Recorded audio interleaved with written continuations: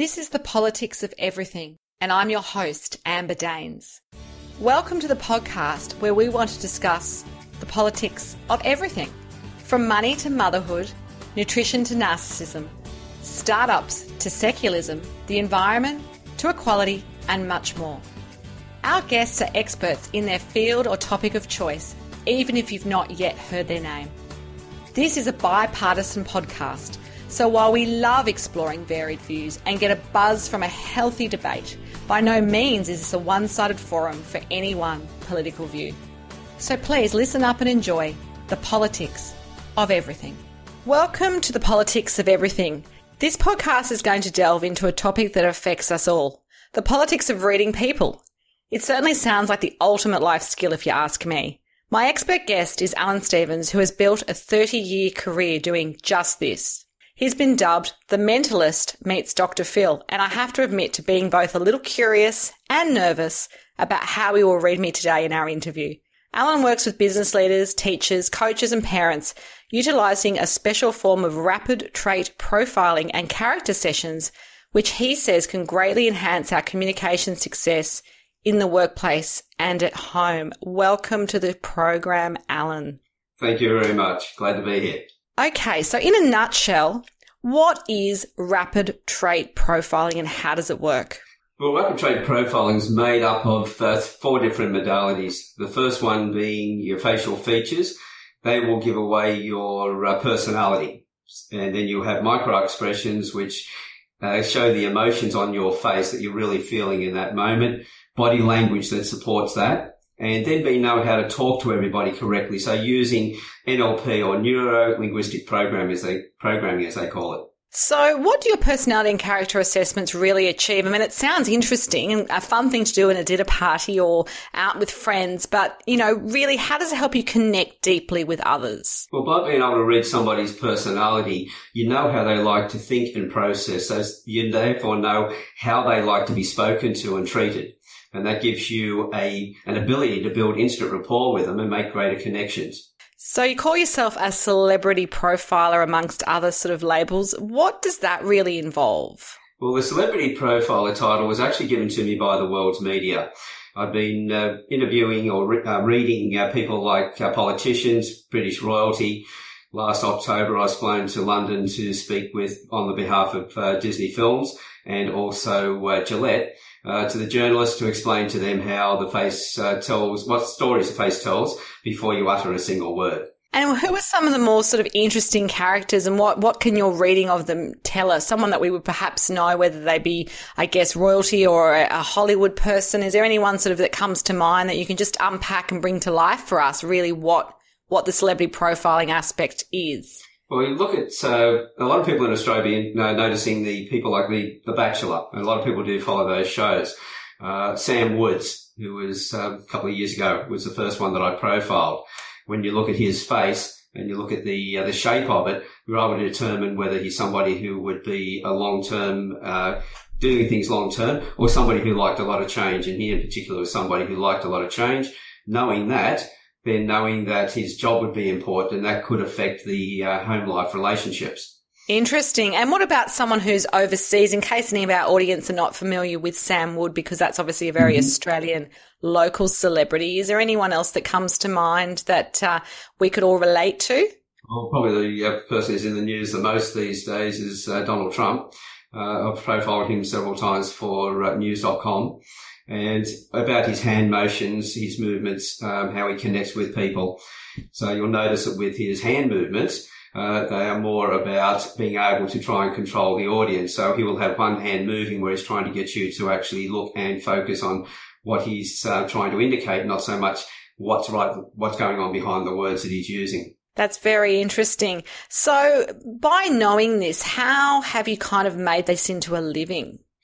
Well, I train everybody from school teachers, psychologists, business people, parents. So you can profile anyone from a young child, from their early ages, to understand their behaviours, understand how their learning styles will be before they get to school. So you know what they're going to be like when they get to school. So where instead of them falling victim to the systems that we have because the teacher's unable to read them. Once you understand that child is somebody who needs things in a sequential order, they're fidgets, they're easily distracted, etc., you know how to deal with them so that they don't end up falling through the cracks. Oh, very powerful. Yes, I've got two boys, and one's at school and one's at preschool, and I can definitely relate to what you're sharing there. I guess with your over 30 years of experience, including counselling, psychometric profiling, and the neuro-linguistic programming, NLP, and body language, it's such an interesting field, but how did you actually get started on this path? Well, I originally started in about 1975. I was put in charge of a group of people. I fast-tracked my learning. I worked with telecom in those days, and I fast-tracked my learning and became one of the youngest qualified people. So I was put in charge of a group of staff who were all older than me. So straight away I had to then get them on side. Then later on I joined the surf club at a later age, and I was put in charge of, I became club captain and in charge of 3 beaches. So now I was in the same age as everybody else, but I had far less experience, and I'm telling them what to do. And later on, when my first wife left, I raised 3 boys on my own. So they were 4, 11 and 12. So now I had to understand their generation as well, and be able to take on that role of understanding what was going on at school, their emotions and everything else. So it's really been my experience through life that have led me that way. But about 10 years ago now, somebody just mentioned to me one day, have you ever looked at reading faces? And that got me very curious, and I found the specialists in the different fields, those that taught the micro expressions, others who looked at the facial features. But what surprised me was none of those people brought the 2 groups together. And they didn't incorporate body language or how to speak to the people. So I just brought all that together into the one process. So it's been an ongoing process now over that 30 years. Excellent. Well, I guess your reputation as an authority in reading people speaks for itself, given the caliber of organisations and individuals you work with. A lot of this is based, obviously, on non-verbal communication. So just for us newbies, what are some of the easiest ways that we can read people if they're trying to conceal something? You're in a meeting and you're kind of putting together a deal, and your gut feel sometimes tells you that there's something amiss, but you don't really have confirmation. Is there any sort of obvious traits which people will characteristically draw upon in those sorts of circumstances? You can look at the body language for a starter. When people are talking to you and they don't want to, or if they're telling you lies, quite often their hands will be around their mouth. But you've got to make sure that you read it in the right context, that they're not just scratching their face at that time. If it's something they're consistently doing, if they're looking at you and then they look away when they're explaining things to you, and it's you're asking very in-depth questions, there's something going on then. If people's eyes, they used to say that if somebody's eyes were moving around, you couldn't trust them. But really, if somebody is really focusing in on you, if they've told you a lie, they're going to focus in, their eyes are going to go nowhere else. They want to determine whether you've picked out that they were lying or not. So somebody's eyes who don't move are more distrustful than somebody who's looking around, because we have to look around to source information. We look up for verbal responses. We look out to the side for what things sound like, and we go look down for our internal feelings and what's going on in our thoughts. That's very interesting. I mean, I've had a career that's been in journalism, and I know when I worked in TV and even with my media training practice now, one of the things we try and teach the participants is about eye contact and the fact that I guess the camera can frame you. If you're looking up or looking away or looking down or looking at your hands, we often use those nonverbal cues as an audience to kind of go, oh, that person's hiding something, or they don't know what they're talking about, or they're fidgeting, so they're nervous and they're not backing their information. But it sounds like there's a little bit more to it than that. So if somebody says to you, asks you a question where you've got to stop and think, your eyes will move around to source the information. So I said, we'll look up to for something that's visual. So if I asked you how many windows were in the front of your house and you had to stop and think about that, your eyes are going to look up. They'll either look to the left or to the right, depending on which way you're wired. In my case, I look to my left when I'm remembering something. If somebody asks me, well, what would something look like if, say we pull those windows out and we put in a big French window, what would my house then look like? I will now look up to the other side to get that visual image. So if my eyes weren't moving, I'm not thinking. I've already got the answer ready. That's very interesting. Well, I'll have a new take on that when I coach my clients. That's for sure. I guess, is there any examples, and you don't have to obviously name names, where you've maybe misread the signs? Because other people have obviously studied NLP. Other people might have studied body language because, some people are very good at hiding some of their flaws, if you like. So how then do you work with someone like that? Well, first of all, the facial expressions are very hard to control. So if you're trying to conceal something, because what happens, somebody says something happens, unconsciously we react, and then the conscious mind steps in and the expression is then shut off. So it's a fleeting expression of a fifth of a second down to 1/25th of a second. The same thing then with the body language. If somebody's got their arms folded, they say that they're not interested. Well, that could be a barrier to the cold. It could be a lot of things. What's the context of the situation? So I never assume I believe I've got it right. If I read the facial features, then I talk to the person and look for the reactions I'm getting back to know whether I've got it right. So that way I don't fall into the trap of misjudging people. I always test everything. I don't have that arrogance to say, oh yes, I saw that look of contempt on their face. Well, it could have been a twitch that was on their face at that time.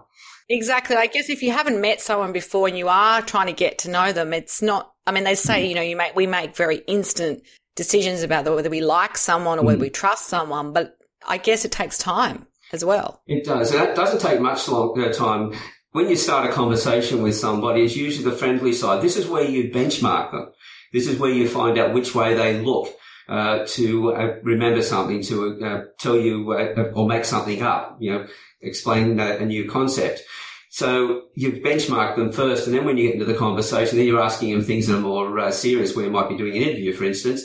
That's when you look to see whether there's any changes. That's interesting. If your memory side is on the left, but now they're looking to the right when you've asked them about a past experience of how they have done something in the past. They go, I did such and such, but now they're looking the other direction. They're making it up. Well, that's very fascinating. I guess we're today using our voices to communicate solely. We cannot see each other in remote locations. The joys of technology, we can actually do this. So what about vocal indicators? Can they kind of give you signs if you're kind of talking to someone over the phone or like we're doing today, you're not actually seeing them? How do you read them? You can hear the change in the inflection in the voice, the change of the speed of the conversation. If they're thinking, you'll hear some hesitation. So then from that what is also going on at that point. The inflection in the end of the voice that a lot of people have, does that change? That's interesting. Yeah, I can imagine that. Often you can tell when someone's nervous, for example, even in the communications work I do, we look, with nerves, how people use their breath and how they actually articulate words. You can often tell very quickly if there's nerves at play. I guess on the other side, you've got, it's a no-brainer in many ways that all aspects of human relations and interactions are improved when you have that ability to read people accurately. So if someone comes to work with you, what is the sort of process you take them through to get to a point where it's actually useful information for them either at work or in their personal relationships? Well, if they're learning to read, they want to be able to connect, like a salesperson, for instance, and they want to be able to read their clients more effectively. We'll start looking at the traits where they can build instant rapport. While they're looking at somebody else's traits, they automatically understand their own as well. Because we need to know how we like to function. We need to understand what pushes our buttons so that we can make better connections with other people. So when I'm using this in the dating scenes, for instance, I'm getting people to understand themselves first before they worry about the type of person they're trying to connect with. Once they understand themselves, then they look at, well, okay, what am I really looking for in a partner? If I then have that partner, how do I talk to them to make sure that relationship goes on for a long period and is a good relationship? So how can it, I guess, moving forward, how can it help people, for example, change the way they communicate? We're looking at obviously reading other people, but if we're analysing ourselves, can we shift how we're communicating easily, or is a lot of it sort of habitual? What we'll find is that as far as the personality goes, under stress, we will always revert back to our own style. So if we're somebody who withdraws, so somebody with aesthetic appreciation who likes to feel things, the downside of their trait is, because every trait has an upside and every trait has a downside, the downside is that they can keep things inside and keep them in too long to where it becomes an emotional outburst. when they can't hold it down anymore. So if they've got a partner and they understand that about themselves, they know then to talk to their partner when things long before they get to that level. If their partner is more on the opposite trait, more of dramatic appreciation, someone who likes to express themselves a lot, they can then learn how to talk to their partner. They can also then look at what things push their buttons and construct the environment around them or the way they talk to them to make sure those situations don't arise.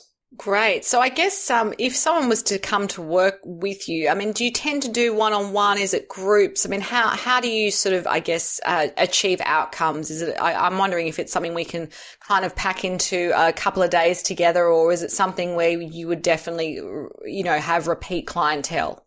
It always comes down to, well, as far as this goes, these skills, they're virtually you use as a foundation of every other business. You don't grow your business if you don't make connections with people. So really this is the foundation.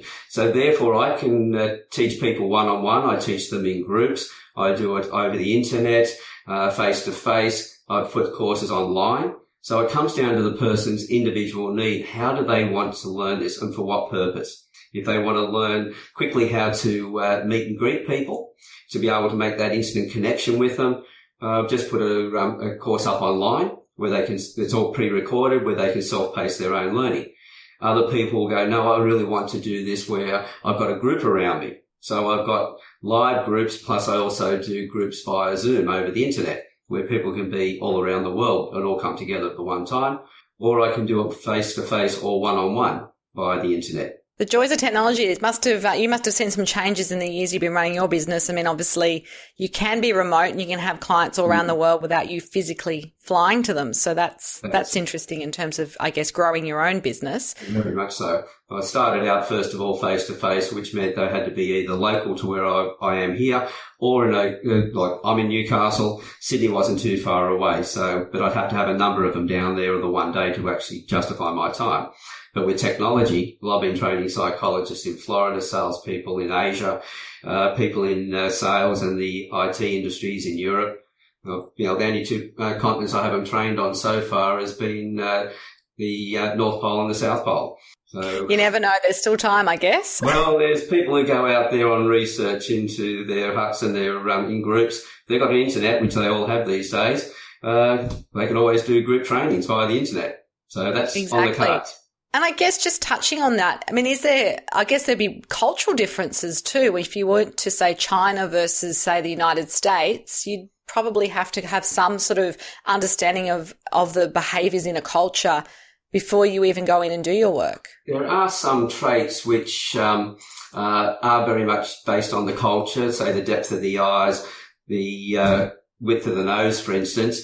Those ones you'll find that ethnic cultures, we call it indigenous cultures, I should say, or Asian communities, they might be different. But I'm looking at 68 traits and presently including a few more traits to bring it up to about 81.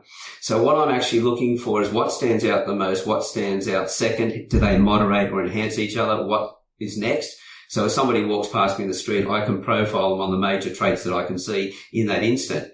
So you don't need to have all of the traits together. So if I've got one that's culturally based, I may leave that out because it's not that important. It only adds a little bit more to the overall profile. It's not absolutely necessary.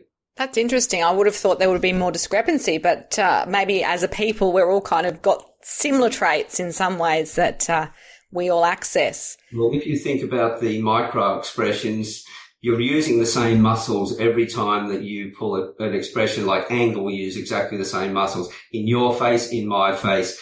Anybody who's been blind from birth, any culture, we all use the same structure. So if you use those muscles over and over again, you're going to build ridges and crevices. This is a lot of the parts that I'm reading, not just the dimensions of the face, but also those ridges and crevices. And that, therefore, makes it universal. That's great. I guess you've referred to on your website, obviously, Carl Jung, the father of psychology, who stated that to understand the human mind, one would learn more by experiencing all areas of life, including schools, clubs, gangs and community, than they ever could from a pile of textbooks. How has this view impacted your own practice? Well, I've done formal studies, but what I've found, especially with doing an undergraduate in psychology, You will learn all about the people who did things. You will learn statistics, but there's no experience in that. My whole life has been from a school of life. It's been those experiences with formal studies that I've picked up along the way as well. You need both.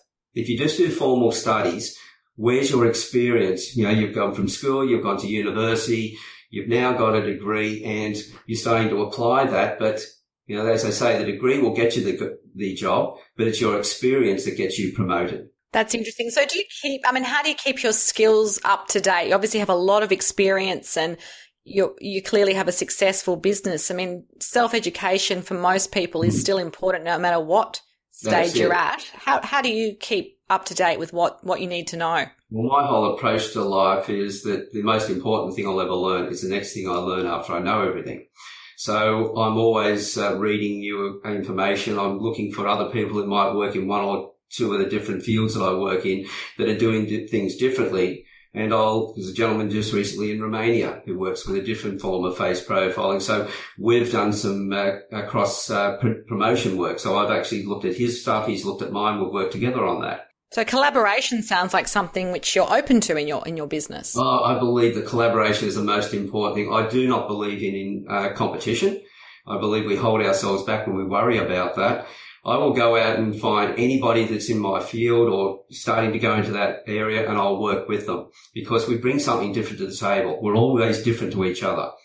And in fact, my whole focus at the moment is to create my competition and train them to the highest possible level. And people go, you're insane doing that. And I go, well, it's one of me talking to a lot of people and it's a long time between jobs if you look at it that way. If other people are out there doing it, yes, the reputation is going to spread, but they have to be doing it right. Yes, exactly. I guess that's the thing. When you've been in the industry and you are in some ways a pioneer in what you do, you do have that responsibility to make sure that the industry and, if you like, the other practitioners are operating at a good level, a level that you think is quality and actually doing your whole industry a service rather than a disservice. That's right. See, I believe I have a moral obligation to train anybody who wants to learn. If they're my competition, all the better. My whole approach at the moment is finding people who are top in their field, psychologists, counsellors, coaches, and those that want to learn and work with me to train them to a level that they become the specialists in their fields. Because I want to go wide and get them work with them so that they go deep into their organisations and their fields. It sounds very sensible advice. So I guess in your own experience, do you have any mentors or inspirational figures that you have drawn from or continue to draw from? And what have they really taught you about business and life? Well, really my mentors, I always have a coach who, no matter how good you get and probably the better you get, the more you need coaches because you get so involved in what you're doing. You need others to remind you of what you're missing.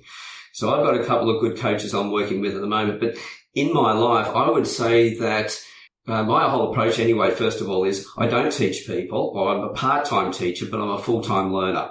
I have to learn from everybody that I'm working with to be able to provide them with the best service that I can. So a lot of my mentors and teachers have been young children. And when I was in the surf club and examining the kids for their bronze medallions, and I ask them, tell me about what you're seeing out in the surf. God, I learned a lot from them because I were looking with different eyes and I was learning new ways of looking at things. That's really wise advice. I think sometimes we always think of mentors and inspirational figures as either peers or people that are older than us, but you've challenged that notion. Exactly, because everybody has a gift. I don't care who they are. If I profile them, everybody's different from everybody else. 7 billion people on the planet, 7 billion different personalities.